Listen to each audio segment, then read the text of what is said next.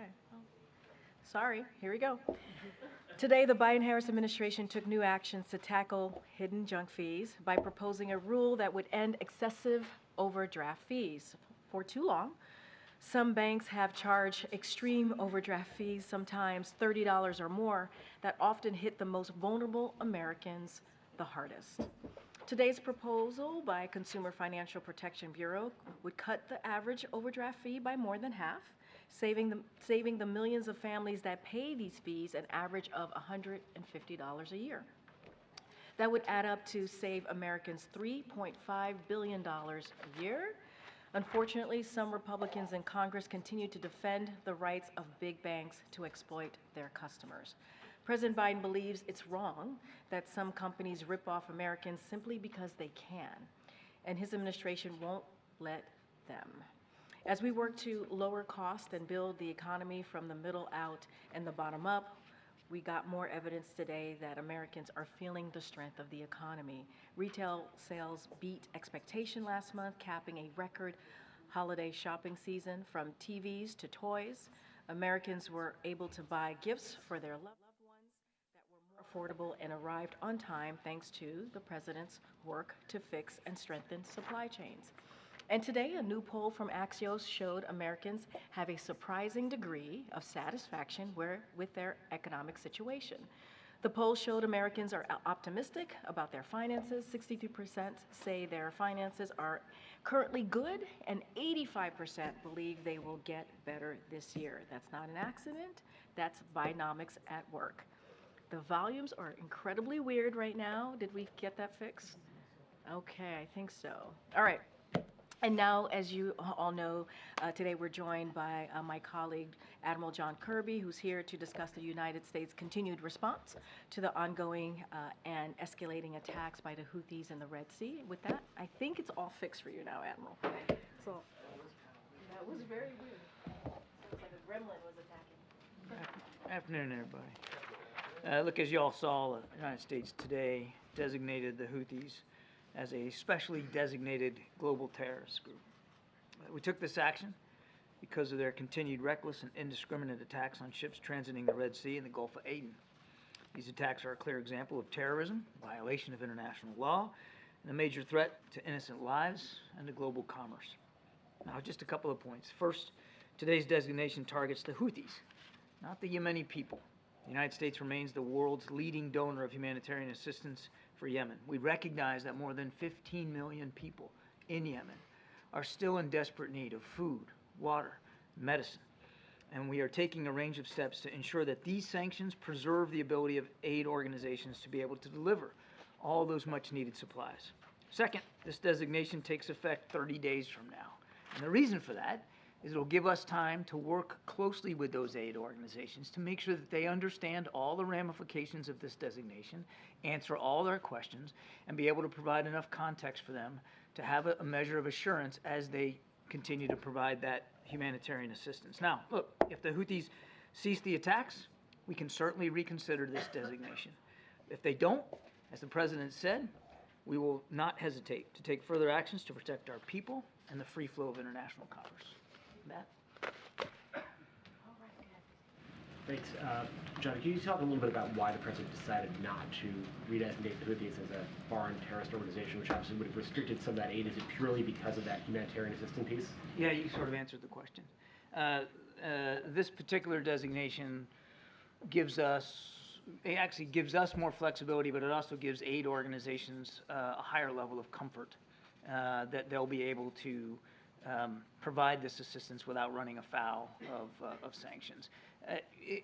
We've already, in designating them, already issued a number of licenses. A license, as you know, is basically like a waiver. It's a carve-out when you have a sanctions regime that allows for certain goods to continue to flow despite the sanction regime. And so, yes, that's the big reason here.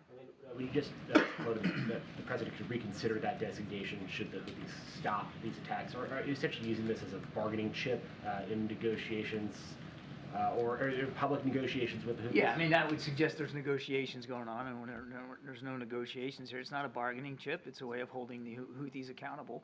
additional ways to hold them accountable. I think, if you look at the levers of national power, there's an acronym for it, DIME, right? Diplomacy, information, military, economic. We're using all those levers of national power and, frankly, international power to try to convince the Houthis to stop these attacks. And if they don't, and they clearly haven't, to make sure that we're holding them accountable for that. Just last one, a different topic, the meeting that's going to take place in a few minutes with the congressional leaders. We understand this is going to be focused mostly on the situation in Ukraine. Is there a version you can provide publicly? What are lawmakers going to hear from the national security staff that you have not already telegraphed publicly about what's happening on the ground? Well, again, I don't want to get ahead of the discussion, and I suspect that in that discussion there could be some classified content that they'll discuss.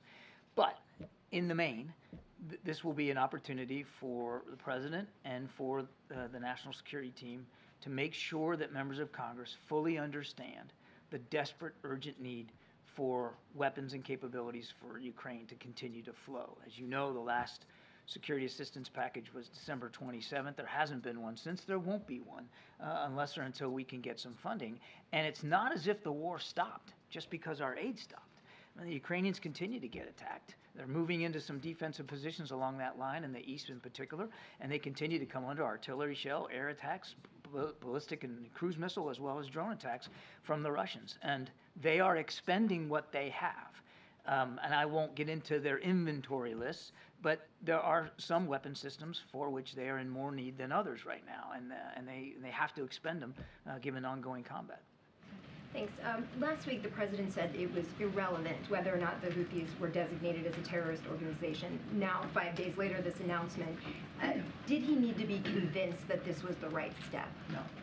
And looking back, was it a mistake to take them off of the terrorist list back in 2021? Just like consideration over these years? No. No, again, the previous designation was FTO, Foreign Terrorist Organization, which doesn't have quite the measure of flexibility in terms of humanitarian assistance. And so a big reason why we delisted them literally on day one was to address a dire humanitarian situation on the ground. And as I said today, it remains dire in many cases. The Houthis are more concerned about getting weapons and capabilities and attacking ships in the Red Sea than they are about helping to look after the Yemeni people. Thank you, Karine. The president said last week that a private message had been delivered to Iran about the Houthi attacks. Could you talk a little bit about that message? No, I cannot. What can you tell us about what was communicated to the Houthis? That's the same question you just asked. I'm not going to get into that. As the president said, there was a private message delivered to Iran, and I need to leave it at that. Has that been effective? I'm just going to leave it right there. A message was delivered, and of course, publicly, we have made clear our concerns about what the Houthis are doing. We've made clear the support that we know they're getting from Iran, and we're going to continue to take actions. I would remind, it doesn't get mentioned a lot in the context of the Red Sea attacks, but this administration alone has issued some 500 sanctions, or 500 entities have been sanctioned under this administration in just the last 3 years. Iranian entities. And a quick question on Iran's foreign minister, who spoke at Davos earlier today. He said the security of the Red Sea is tied to the developments in Gaza, and everyone will suffer if Israel's crimes in Gaza do not stop. He basically warned that all fronts will remain active until then. Do you have a response to that? Well, I mean, to take it at just in a couple of pieces there. If you look at the 32 some odd attacks that the Houthis have conducted now, for the ones that were targeted at ships that were identifiable, because sometimes they launch a barrage and there's multiple ships and you're not really sure what ship's being targeted. But let's just take a look at the majority of the 32 where you can identify the ship that's being targeted. Not a single one was destined for Israel. They were all destined for other ports with other bits of commerce. So the whole argument that this is about the war in Gaza, I mean, they're just driving a stake through a straw man. There's nothing there. And as for the quote-unquote resistance continuing, I've said it many times, happy to repeat it. We have national security interests in the region, significant interests. And we have moved additional military resources at the president's order into the region to make sure we can protect those interests. And we mean what we say. And if you doubt it, take a look at what happened just a few nights ago. In his statement on the Houthis designation, Jake Sullivan said that there would be an immediate reevaluation of the designation were they to stop the attacks. Can you just help us understand why that reevaluation would happen immediately? You know, would that sort of risk the potential of them starting up the attacks again if that designation were to be taken away pretty quickly? The thing about sanctions designations, that they are a pliable form of economic pressure. You can scale them up, you can scale them down, you can lay them on, you can take them off in a fairly simple way. So Jake's right. As I said in my opening statement, if they choose to stop these attacks, then we certainly have the option at our disposal to remove this designation that we just issued. Thank you so much. I wanted to give you a chance to respond to Speaker Johnson, who said earlier today about the meeting on Ukraine. He said, before we even talk about Ukraine, I'm going to tell the president what I'm telling you, which is border, border, border. Do you think that's a legitimate position to say that even before you can have conversations about Ukraine, you have to settle the situation with the border? Today's meeting is about Ukraine. That's what we're going to focus on in this discussion. And as the speaker knows quite well, we continue to negotiate in good faith in a bipartisan way with the Senate, with Republicans and Democrats up there on Capitol Hill about the national security supplemental and about, which obviously includes money for border security. And the speaker also said that he has been asking the administration for more details about the spending, what has already been spent in Ukraine, and also the end game in Ukraine. What kind of message can the president deliver to the speaker? He says he hasn't gotten the answers that he's looking for in terms of how Ukraine should not become another situation like what He'll get an opportunity to ask all those questions today at the meeting, and I'm sure our national security team would be happy to help give him the context that he says he's not getting. I would remind that since the beginning of the conflict in Ukraine in February of 22, we have provided multiple classified and unclassified briefings to members of Congress. And this whole idea of a blank check also is not true. Every single aid package that we provided Ukraine, we have done consultations with Congress. So there have been and will continue to be a lot of outreach from the administration with members of Congress about Ukraine. Right now, though, you can't have those consultations because there's no aid going to Ukraine because we don't have the funding. And that's what the meeting about today is really all about, stressing the urgent need for that additional funding. Thanks, Karine. Thank you, Kirby.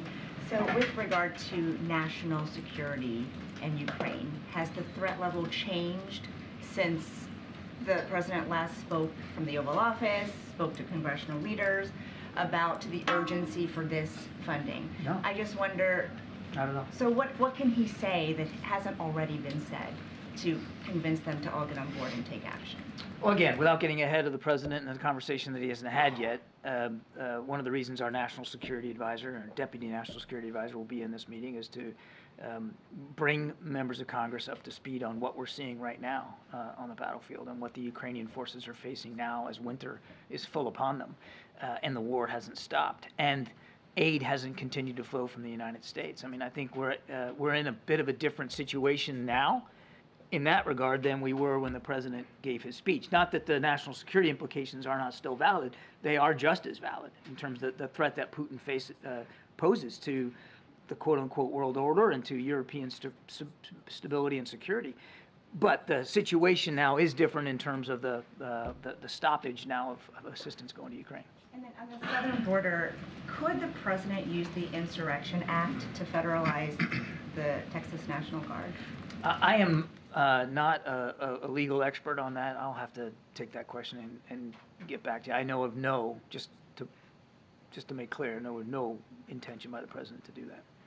John, understanding that the last provision of aid to Ukraine was December 27th, right now is Ukraine fighting with 100% of its capabilities? Do they have everything that at this moment they require? Without getting into their operational security and letting the Russians know what they have in their inventory, Peter, what I can tell you is that, as I said earlier, there are certain types of munitions, certain types of weapons that they are expending at greater rates than others. So we can't given communicate that they've run out of given the anything threat. because you don't want to give away any. I'm not going to give away their disadvantage. inventory list, but I'm not going to. I mean, I'm not going to pull any punches here. They are still going through artillery shells and HIMARS rockets and air defense capabilities at a pretty advanced clip, depending on what they're facing on the battlefield. And so their inventories are running lower without question. Shalonda Young said, and I think it was December 5th in her letter, she said that we are running out of money and out of time. Should this be measured by Americans understanding the urgency as an issue of days, weeks, or months?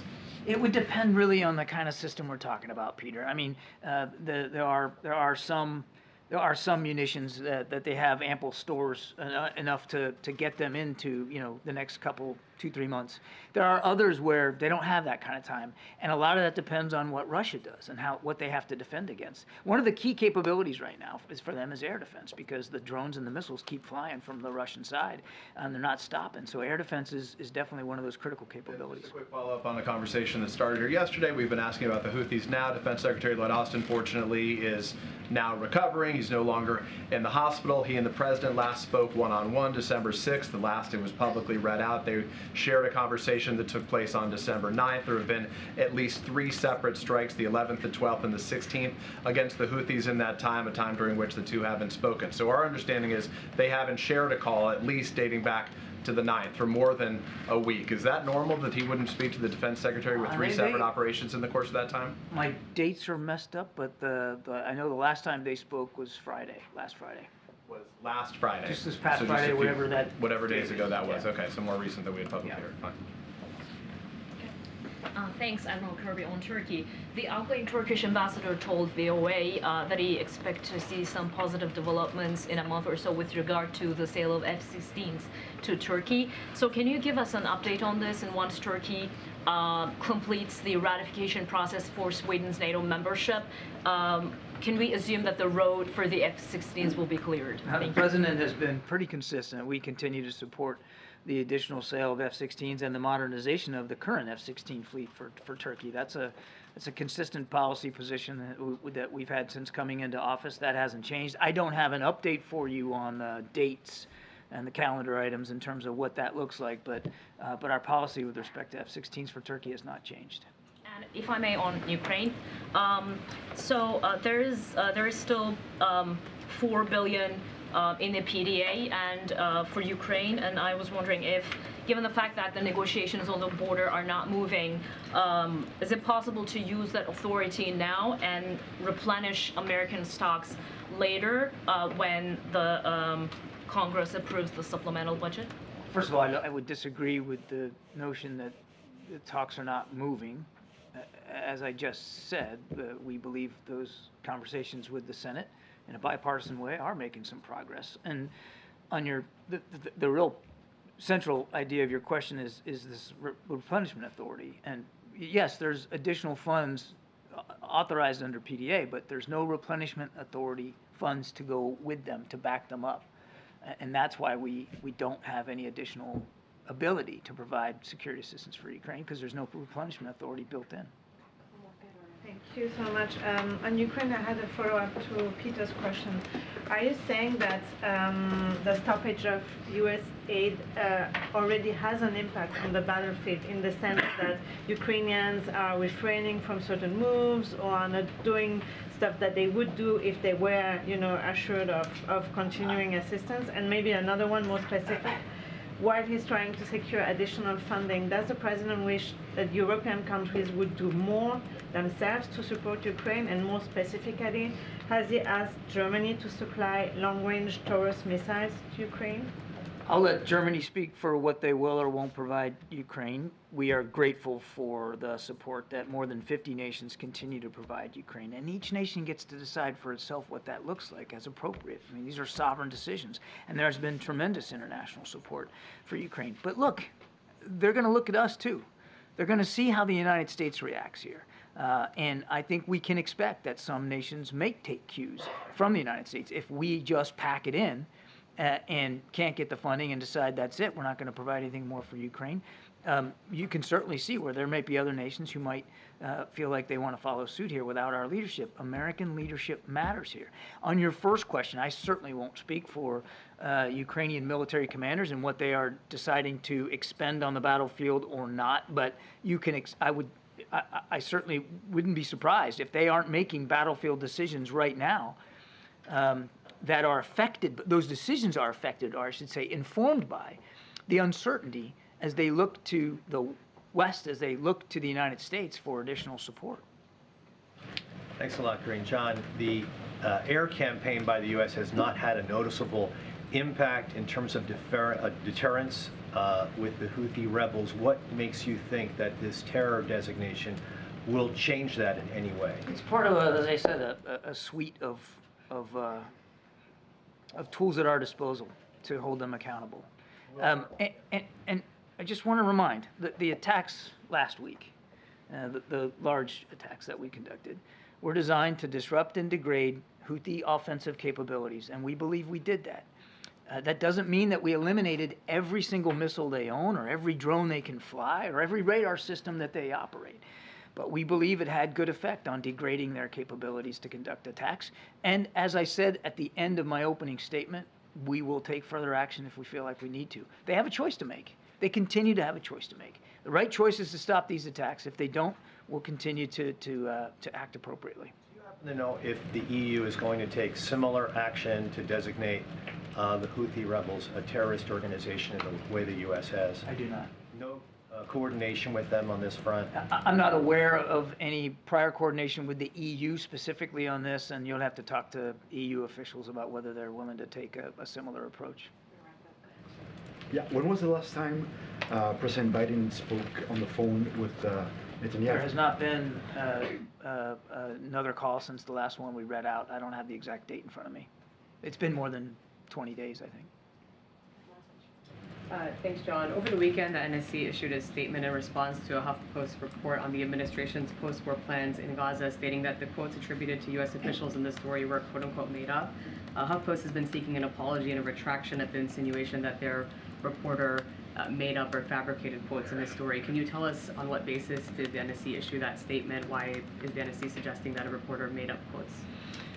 The issue, as I understand it, Sabrina, was related to a document that was purported to exist that was in this article, and the quotes from the purported document were not accurate, and that was the issue. The issue was that whoever was reading out this document was reading things that there's not a record of a document that says those things. Because NSC said we stand by our original statement, which seemed to just generally imply that the quotes attributed to U.S. officials broadly in the story were made up. Obviously, as I said, HuffPost is seeking an apology and a retraction. Do you have any reaction? This wasn't an attempt to question the journalism or to cast aspersions on journalistic ethics. This was a reaction to quotes attributed to a document for which we don't have a document that says those things, and that's why the response was drafted and written the way that it was. I have read it. I can see where some people might see that reaction and think we were trying to again cast aspersions on journalistic ethics and procedure, and that was not the intent. Okay. Thanks, Thank you. Admiral. Appreciate that. Any update on the missing SEALs? All right, Zeke, you want to reset us? Thanks, Karine. The meeting this afternoon, can you talk about what the president hopes to accomplish? Is he trying to get a deal here, walking out of this meeting today? So, as the Admiral said, this focus on the meeting today is going to be on Ukraine and making sure that Congress, the congressional members who attend, understand that we need to continue the support for Ukraine. He's going to particularly underscore that if we abandon Ukraine, there will be consequences, right, to Ukraine, to the people of Ukraine, to the people who've been fighting for their democracy for so long. And let's not forget, they're fighting against the aggression from Putin. So we have to be really clear here. A failure to act act will certainly means that it will not be helpful to our national security. So, and history has taught us that if we do not, get involved and we're not and stop a dictator, we see what could happen. It could actually put our national security at risk. So that's going to be the focus today. It's going to be on Ukraine and really laying out why it's important to continue that support that we've been providing them. But if it's good, the negotiations right now on immigration are taking place with the Senate. If the president has the speaker here, will he discuss immigration with the speaker? So, look, I'll say this. The president obviously is welcoming congressional members here. He's open to hearing whatever conversations that they want to have, right? And so it is important, to have these conversations, obviously, in a bipartisan way. So that may come up. I certainly don't want to get ahead of those conversations, but the purpose of this meeting is about Ukraine. That is the purpose of this meeting, and that's what the president wants to really lay out, and the urgency to continue to support Ukraine, and why that's needed now, and how that affects our own national security. So that is the purpose, but of course, members of Congress are going to come, and they're going to have things that they want to talk to with the president. We certainly welcome that. And why hasn't the president engaged in negotiations with the House? The White House been on border security, on immigration. These negotiations take place in the Senate, but obviously the House has to say here, and they are not happy with what's happening on the Senate side of things. I mean, look, the House went home in mid-December, right? While the negotiations were occurring and happening in the Senate in a bipartisan way, obviously Republicans and Democrats, and here at the White House, we were having those conversations, trying to find a bipartisan agreement. We were having those conversations even through the holiday weekend. The holiday break, and they decided to go home. Literally, they decided to go home, and so those conversations are going to continue. This meeting does not stop those conversations from continue. We think it's headed in the right direction, so that's important as we're talking about the border security and what we can do to make sure that we're dealing with that issue. And so we appreciate Republicans and Democrats in the Senate operating with us in good faith, and we think it's headed in the right direction. And finally, do you think that that criticizing the House for going home improves your odds of getting whatever deal, should there be a deal in the Senate through the House? I'm just curious what the strategy is here. Here's the thing, and I appreciate the question and I get the question, but Republicans in the House have been they've gotten in the way. They have gotten in the way when it comes to border security. They have gotten in the way and actually voted on pieces of legislation to take away some of the law enforcement, the CBP, right, at the border. That's what they voted on back in May. So we want to work with them, but they've been very clear where they stand. So look, we're going to have, the president is looking forward to having a conversation with members of Congress, obviously here with his own national security team, with other members of his team here. They're going to talk at 3:15, and he wants to really lay out the importance of Ukraine. He's always willing to hear out members of Congress on what they want to discuss. But we've been very clear. The Republicans in the Senate have wanted to work with us. They're talking through us, with negotiating, trying to find a bipartisan agreement, and that's the way to move forward. Karine. Karine, to follow up on Tulu's question, Kirby, Speaker Johnson has made clear that they're not even going to talk about Ukraine until the border is addressed. And he's made clear that it's HR 2 or bust. So how's the president going to navigate that in today's meeting? He's not the only congressperson in the room today. He's not. He's not the only person that's going to be in the room. There'll be other congressional members. The president has been really clear. He wants to talk about Ukraine, the urgency of making sure we continue that assistance to Ukraine, what that means, not just for the broader world national security, but also for us. And so Speaker Johnson is not going to be the only person in the room. And so, look, but obviously, the president's going to bring people together. He wants to hear from folks, and so he's willing to hear what these congressional members want to talk about. But the purpose of this meeting is to talk about Ukraine. What can you get done without Speaker Johnson and? I'm not saying we can't. Support? I'm not saying that. I'm saying he's not. You're saying if he wants to talk about something else like border security, how can the president manage the conversation? There will be other people in the room, and I think folks understand that there is a national security importance of having this meeting. That's why the president is bringing folks together. And not only that, let's not forget they're going to hear also from his national security team as well. Some people who won't be in the room are members of the press. And in the past, meetings with congressional leaders have been open. Is there a reason why today's is closed? So look, we'd had a similar meeting back in October, as you know, and so that was an important meeting about national security, the supplemental as well, and so that occurred. Look, not all meetings are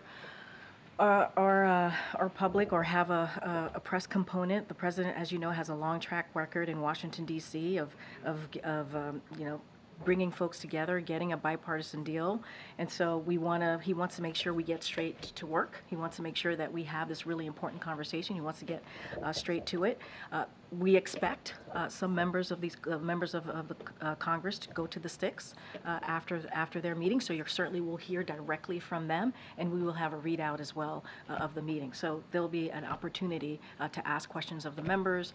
They'll be at the stick, and then you'll hear directly from us as well. Thank you. To follow up somewhat on Ouija, also House Speaker Johnson said today, I mean, he seemed to throw cold water on the Senate border negotiations when he said, I don't think now is the time for comprehensive immigration reform because we know how complicated that is. You can't do that quickly. How will the president receive that message today if Johnson says this is too complicated to do right now? Making sure that we take care of our border is not too complicated. It's not. It's not. If people come together in good faith, as they've been doing in the Senate, we can get this done. We can get this done. And let's not forget, the president actually put forth a comprehensive immigration proposal almost 3 years ago. Almost 3 years ago. We had 3 years to work on something. If that was what the Speaker Johnson is concerned about, we had 3 years to work on it. And so, look, and if he was really concerned about it, then when these negotiations started before the holiday break, they would have stayed. They would have stayed and actually, you know, tried to be part of the solution. Look, we want to have a bipartisan agreement. That's what we want. We want a bipartisan agreement because the president understands that's how we're going to fix the problem. That is it. And so, look, it's continuing. We're going to see what happens with the Senate negotiations. We're going to see where they land. Certainly not going to get ahead of that from here. But it is important. It is important to get this done. And the president's not going to stop from negotiating with the senators. Just a quick one. Beyond the congressional leaders, who exactly is going to be in this meeting? How did the White House come up with this list? Why this group? So, look, I can say, as you all know and been mentioning, Speaker Johnson will be there, Leaders Schumer, McConnell, and Jeffries, and the chairs and ranking members of the House and the Senate committees on armed services, foreign affairs, appropriations, and intelligence. So that's incredibly important as we're talking about Ukraine, obviously, and that part of our national security supplemental. And also from the White House, so you all know, the Chief of Staff, Jeff Zients, will be there, National Security Advisor Jake Sullivan, Counselor Steve Ricchetti, Legislative Affairs Director Shawanta Goff, Director of National Intelligence Avril Haines, OMB Director Shalonda Young, and Principal Deputy National Security Advisor John Feiner. Again, this is going to be about Ukraine. Some of this will be classified, we'll have classified content, and so that is why it's important for all of those folks to be in the room as we're having these conversations as a president. I understand you're saying the meeting is about Ukraine. If and when the issue of border security comes up, which we know it will, and is expected to, what specific concessions is the president willing to make on the issue of border security? So look, I'm not going to negotiate from here. I'm not. There's been negotiations happening as it relates to the border security in the Senate for some months now between Republicans and Democrats. We're going to let that process continue. We're going to let that doesn't stop. Those negotiations, those conversations is not going to stop because the president is meeting with congressional members today. Again, our focus today, the president's focus today is going to be about Ukraine and the importance of continuing to support Ukraine as they fight against tyranny, as they fight against President Putin's aggression. That's going to be the focus. And I said, the president is, you know, he brings people together, obviously is willing to listen to what folks have to say, but that is the purpose, is Ukraine. And those negotiations on the Hill, on the Senate side, is going to continue. A quick one on the Vice President's abortion tour that is expected to start on Monday. She's headed to Wisconsin. She's kickstarting the tour in Wisconsin. Can you share more details on that trip? And where else is she planning to go? What is the White House planning to achieve with this? So more broadly, on Monday is the 51st anniversary of the landmark decision, Roe v. Wade. So both the president and the vice president is going to be marking that landmark decision, that anniversary. It's an important anniversary as the administration works to defend reproductive rights for women across the country, while Republican elected officials push extreme abortion bans that deny women the care that they need, force families to travel out of state for health care, and threaten the health care providers with prosecution for providing the care that they are trained to provide. So obviously it's an important day. We're gonna mark that 51st anniversary, and you'll hear more from the Vice President's office as to what her kickoff tour is going to look like. So I certainly refer you to her office, and then we will have more on what the President, how the President's going to mark that day. Is the President planning to join her at any point during this I don't tour? have any. I don't have anything to lay out on any of the President joining the Vice President on this particular tour. But what I can say is both the Vice President and the President are going to be marking this day on Monday. We will have more to share on what that would look like. Okay, MJ.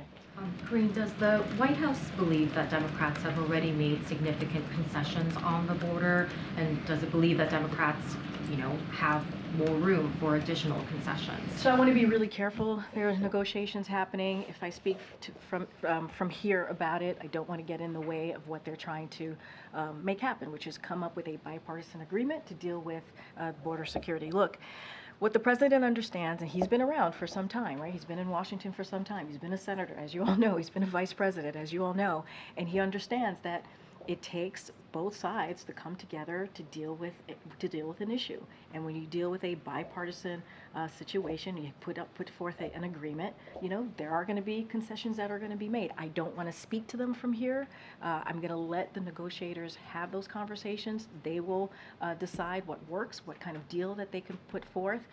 But obviously, a bipartisan agreement, that means both sides have to give up a little something. That's how bipartisan agreements work, obviously. On a separate matter, yesterday in response to Governor Hutchinson suspending his presidential campaign, a DNC spokesperson said in a statement, "This news comes as a shock to those of us who could have sworn he had already dropped out." Seems rather gratuitous, not to mention not serious. I just wonder if the tone of that statement reflects how President Biden views the governor and views his now suspended campaign. No, I appreciate the question. This is something that we definitely want to address. President Biden has deep respect for Governor Hutchinson and admires the race that he ran. The president knows him to be a man of principle who cares about our country and has a strong record of public service. This morning, the chief of staff here, Jeff Zients, called the governor to convey this and apologized for the statement that did not represent the president's views. So again, as I just stated, Jeff Zients called the governor to apologize on behalf of the president, and it did not reflect his views. So if there was an apology that was conveyed to the governor, was any action taken or was anything communicated to the decision by the DNC to put this statement out?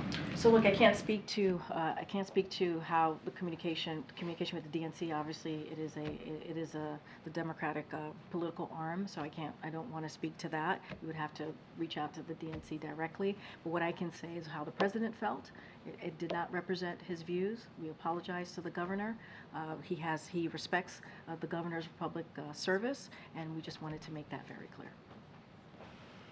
Go ahead, sir. Yeah, another question on the border.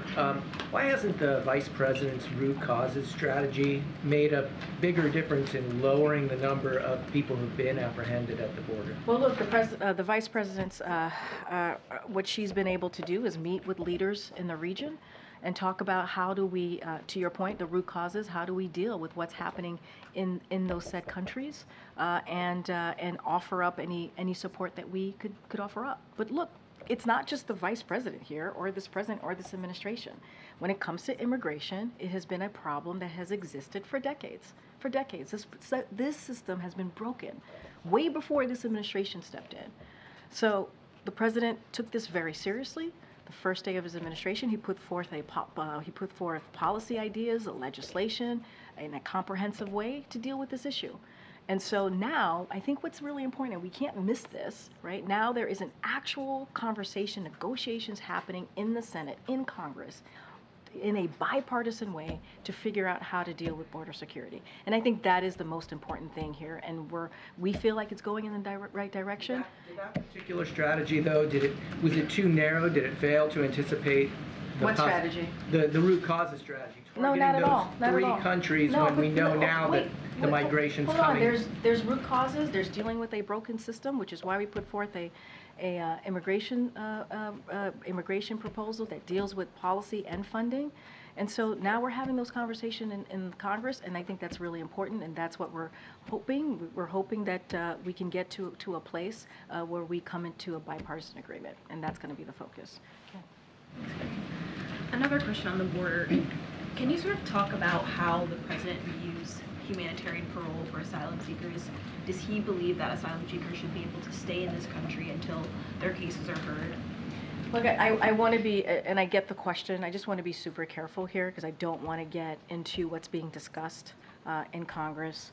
So I'm going to, not say anything beyond what I have said. It's like there's negotiations happening. There's going to be different policy components that are going to come up, obviously. They're going to come up with an agreement here that both Republicans and Democrats agree on the Senate side, and then we hope that we can really deal with this issue. I just want to be super, super mindful and not get into specifics of policies. The basic principle of someone seeking asylum, does the president believe they should be able to if they have legitimate concerns? Obviously, we've been very clear about that, but I just want to be super careful. I don't want to go into a rabbit hole about each policy and what the president supports or believes in, because there are negotiations happening. And my last question, just Speaker Johnson says that he wants the border to be completed as one of his stipulations in this deal, or the border wall to be completed as one of his stipulations. What's the White House's response to that? We're having a bipartisan conversation in the Senate about how we deal with border security. Going to leave it there and let the Republicans and Democrats who are actually coming to the table in good faith and have been doing that for months, which we appreciate, and we think it's headed in the right direction. We're going to let them have that conversation. Thank you, Karine. Why are you repeating this false claim that Republicans voted to reduce the number of Border Patrol agents, even though the Washington Post gave the administration 3 Pinocchios for that? So we don't believe it's a false claim. Our statements were very direct here. Last year, House GOP voted, and not only did they vote for it, but they touted their Limit, Save, Grow Act. That's the act. Well, and they vowed that it would never affect Border Patrol. They voted for and touted it, right? This is an act. And this would have forced the elimination of 2,000 Border Patrol agents. That's what this act that they touted, that they voted for in the House. So that was their proposal. And that was what they voted for back in May. They clearly stated at that time that Border Patrol, also veterans' benefits and entitlements would never be impacted by any of the reductions. And also the bill never had any appropriations in it. So this claim that you guys are rolling out, it's the White House applying White House math to a bill that never had any appropriations. And moreover, the administration or the members in Congress who, put this together vowed that it wouldn't affect these things. So the reason I ask is because it's just, to voters, don't you think they know the difference between, what is a truthful statement and what is spin? And is it insulting to them at all to keep saying it when it's just not true? One thing that the president does not do is insult voters or American people, to be more exact, because I want to be careful about this, what I can say about this upcoming election. What I will say is, if you look at the bill, this act that they touted, that they voted for, House Republicans back in May, it was very clear that it would have forced the elimination of 2,000 Border Patrol agents. That's what that act would have done. We were very direct about that. We were very clear about that. This is what they touted. This is what they put out there. This is what House Republicans voted for. I mean, that's where they are. They have gotten in the way every time we are trying to deal with the border. House Republicans have gotten in the way.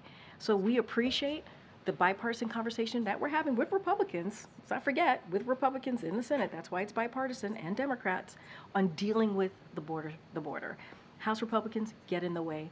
They wanted to literally eliminate 2,000 Border Patrol agents in this particular act that they touted, that they voted for back in May. Notwithstanding all of the fact checks on that, if you're saying that, the White House, the president doesn't want to, insult the American people. Will the administration then amend its separate statement that imply that Texas officials were responsible for the deaths of 3 migrants when, in fact, they had nothing to do with it? They had already been dead for an hour by the time Mexico told anyone in the U.S. about it, and the administration admitted as much in their court filing. They acknowledged that in their court filing, but the statement from the White House implies that Texas was responsible, and a number of outlets were forced to issue corrections and editor's notes because of that White House statement. So will the White House amend that statement? So let's be sensitive here. 3 people died. 3 migrants died. 2 children and a woman. That was devastating. Devastating situation, heartbreaking situation. So let's be really mindful of what we're talking about here. I want to take a step back and just as you're talking about our statement, look, as I mentioned, a woman and 2 children died. They drowned near Eagle Pass, which is, as I said, devastating, and that Texas officials blocked Border Patrol from accessing the area. That's what was happening at that time. Our statement is consistent with DOJ's filing. As the DOJ filing said, there was an ongoing emergency situation that Border Patrol was blocked from accessing. There were other migrants in the water as well. But I'm just saying there was an ongoing. The White House statement the White House statement says that Texas officials blocked U.S. Border Patrol from attempting to provide emergency assistance. There were other migrants in the water. Then why wasn't that included in the statement? There were other migrants in the water. That's what you were referring to. Our statement is very much consistent with DOJ filing. Anything else specific you want to know about that, I would certainly refer you to DOJ. Okay, Pierre. 3 college students, Palestinian college students, were shot in Vermont in November. I know you're aware of that. Yeah. Nearly 2 months have passed since that time. They're speaking out publicly now for the first time. Has President Biden or this White House spoken to those individuals or their families in the period since? First of all, obviously we offered up our sympathies, and obviously we're devastated to hear about this, and it's glad to hear that they are recovering. We don't have any readouts to give you on any conversation that we've had with these 3 students. Would be the president, obviously, and other members of the White House have spoken with regularity with those who have been held hostage in Gaza, recognizing the circumstances are very different. Nonetheless, the White House does reach out to individuals of all sorts of communities, certainly marginalized communities and circumstances not too dissimilar from this. So why wouldn't the White House reach out to these individuals? It's a very good question. I just don't have, it could have happened. I just don't have a readout to share with you at this time. Without a readout, could you just confirm to the press corps at some point if it did happen so we can be accurate, and if it didn't, just let us know? Absolutely. Happy to let you know, but it's hard for me to say, to confirm or not, if they We'll wait for your confirmation either way. Absolutely. Thanks, Peter. Appreciate that. Okay. I think I have one more that I can go to. Go ahead, Owen. I haven't called on you in a while. Way in the back. Karine, good afternoon. Good afternoon. By any chance, is the White House following the trial in Hong Kong of pro-democracy advocate Jimmy Lai? So the U.S. strongly condemns the prosecution of pro-democracy advocate and media owner Jimmy Lai in Hong Kong under the PRC-imposed national security law. The U.S. renews our call for the immediate and unconditional release of Jimmy Lai, who has been in prison under Hong Kong's national security law.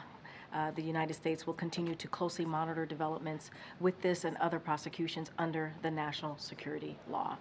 He's convicted, and many call this a sham trial, and that his conviction is virtually guaranteed from the outset, and he's still got weeks to go this trial. But if he's convicted, I know you don't have a crystal ball, but what will the president do in that likelihood? I don't want to get into hypotheticals from here. We just condemned. I just very forcefully, strongly condemned the prosecution of Jimmy Lai, and so we're going to continue to do that. And obviously, we're going to monitor the situation closely. I just don't want to get it ahead in getting into hypotheticals or how this is going to turn out. But obviously, we strongly condemn. Thanks. I want to ask you about ships being redirected around the Red Sea. Freightos tracked shipping costs and found that the ships going to Europe, the weekly cost for containers going to Europe are up 386% from last October. Costs going to North America are up 99%. So when does the White House feel like this could start putting pressure on prices and pass it on to the consumer? So look, obviously, our national security team here and our economic teams are closely monitoring the evolving situation in the Red Sea. It's something that we're keeping close eye on. But what we've seen so far is that the impact of the ongoing conflict has had limited impact on the U.S. supply chains and energy prices. Diversions of vessels from the Suez Canal and to the Cape of Good Hope has not had major impact on availability of products in the U.S. or capacity at the West Coast ports. Again, our teams are going to closely monitor this. This is our national security team and also our economic team. We're going to monitor this, but we haven't seen an impact at this time. And one last Friday, the president was at a coffee shop in Pennsylvania, and he seemed to be surprised that the smoothie was $6 and how expensive it was.